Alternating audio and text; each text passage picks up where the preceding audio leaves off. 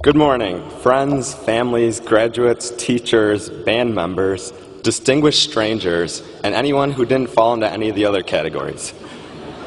First of all, I would like to congratulate all of the graduates on graduating.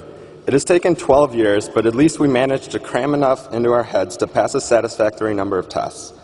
Hopefully we remember a little of what we learned in high school during the rest of our lives. If not, we can always ask our parents about anything we have forgotten. After all, they do know everything, or at least that's what I've heard. I want you to think for a moment about your favorite animal. If you don't have a favorite animal, just think about a bird. If you do have a favorite animal, for the sake of consistency, change your favorite animal to a bird for the next 3 minutes. Now watch as I attempt to use a metaphor. We are all birds. The always useful dictionary.com tells us a bird is any warm-blooded vertebrate of the class Aves having a body covered with feathers, forelimbs modified into wings, scaly legs, a beak, no teeth, and bearing young in a hard-shelled egg. We are also warm-blooded vertebrates. However, remember this is a metaphor, so it's fine if you don't have wings, feathers, or a beak. You're still a bird. Also, I think a Prussian poet or something said that we all have wings too, so we're a bird. Now, a bird has 4 main life stages: egg, hatchling, fledgling, and adult. Think of the egg stage as when we were babies. We pretty much just laid around doing nothing except cry. Eggs just lay around too. See the similarities? The hatchling stage would be our youth.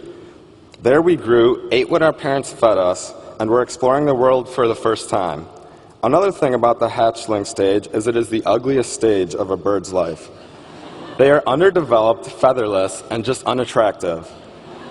Now, I'm not saying that any of you were ugly at any point in your life, but if you have ever been ugly, it was probably during the awkward hatchling stage. The fledgling stage is when birds learn to fly.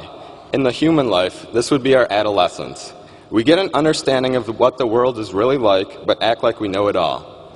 Fledglings reflect this extreme sense of overconfidence as they attempt to fly, but often fail miserably on their first couple attempts. However, through their failures, they eventually gain the gift of flight. And finally, the fledgling becomes an adult. With the ability to fly, birds have remarkable freedom.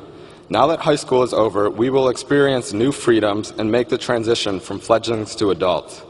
We can fly away from home to experience new things and meet new people. Our parents will no longer be there to guide us through life's challenges either. But as we go out into the world, we must remember that with our newfound freedom comes newfound responsibility. Wow, could I make that sound any more cliche? Movies can provide inspirational and motivating scenes. I would like to do my own interpretation of a scene from a fairly popular movie.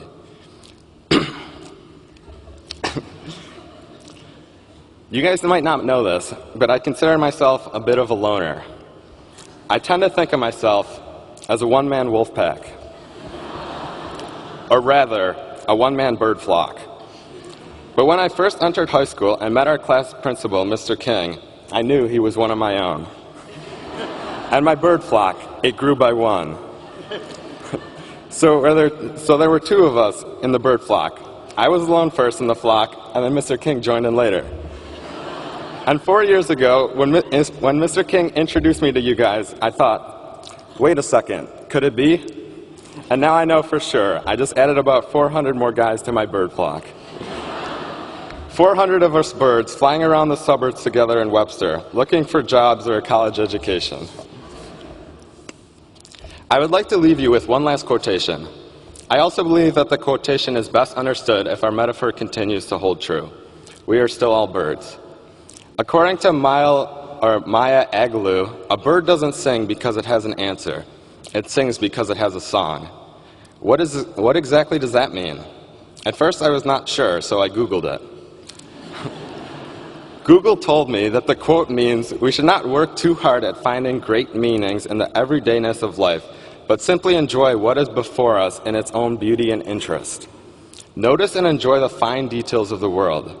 Now there's a quotation to live by. Life is meant to be enjoyed, so we should enjoy it.